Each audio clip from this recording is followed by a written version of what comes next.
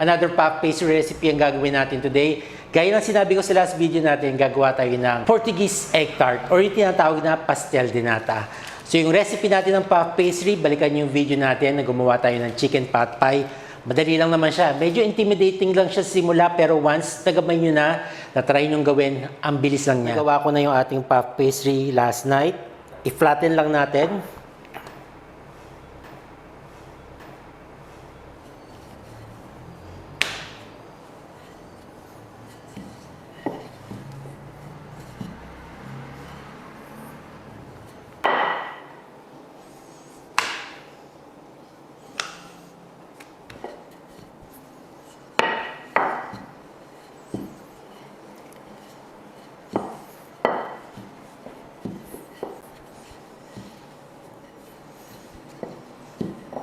Once na-flatten na natin yung ating puff pastry, i-roll lang natin na parang cinnamon roll.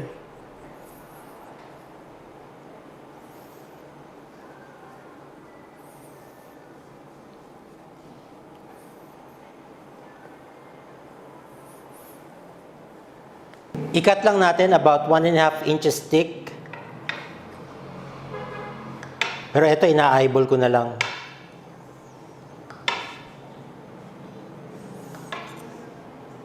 I-grease mo natin, lagyan natin ng butter para hindi manikit. Although may nabibili na ng mga frozen egg tart shell. So para hindi na kayo gumawa ng puff pastry. Pero guys, mas enjoyable kainin yung pinaghirapan nyo pag made from scratch. I-flatten lang natin.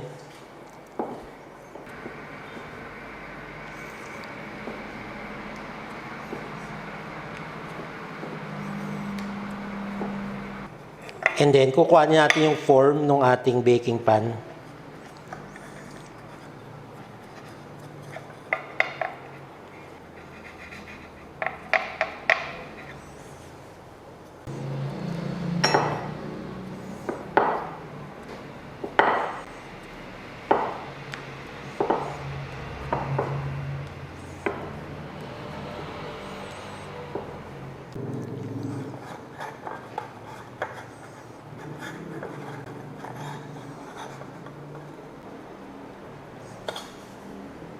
Now, tapos na natin gawin yung ating mga puff pastry shell para sa ating Portuguese egg tart. Ilagay muna natin sa ref, tapos gawin na natin yung ating custard. Now, for the custard, mabilisan lang to, isang timplahan lang. We add 1/4 cup of sugar, 1/4 cup of heavy whipping cream, 1 egg yolk, 2 teaspoons of cornstarch, splash of vanilla, and half cup ng milk. I'm using fresh milk. And then, i-whisk lang natin until ma-dissolve yung ating sugar. Tapos, yun na yun. Ilalagay na natin sa ating mga custard shell.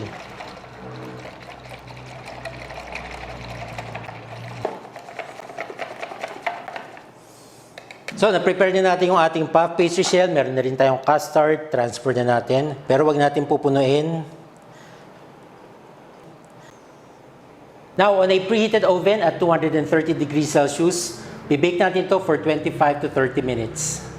Na-bake na natin yung ating mga Portuguese egg tart. Actually, medyo warm pa, pero gusto ko na siyang i-try. Look at that. Yung layering ng ating puff pastry.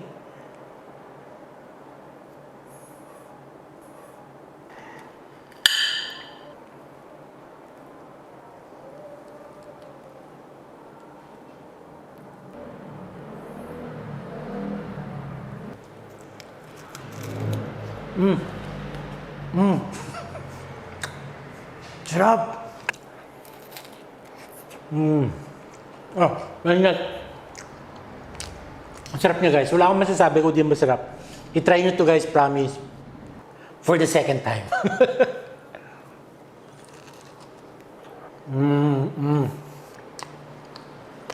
Ang sarap ng custard. Tama-tama lang yung pagka-sweet niya. It's very creamy. It's light. So another successful puff pastry recipe yung nagawa natin. Naging series na nga itong puff pastry natin. And who knows, baka next video natin, another puff pastry. Kasi very versatile to. Marami kayong pwedeng paggawa, either sweet or savory desserts. pwedeng-pwede yung gamitan ng puff pastry. So yun lang guys, thank you for watching and enjoy the rest of the week and see you next time. Bye-bye!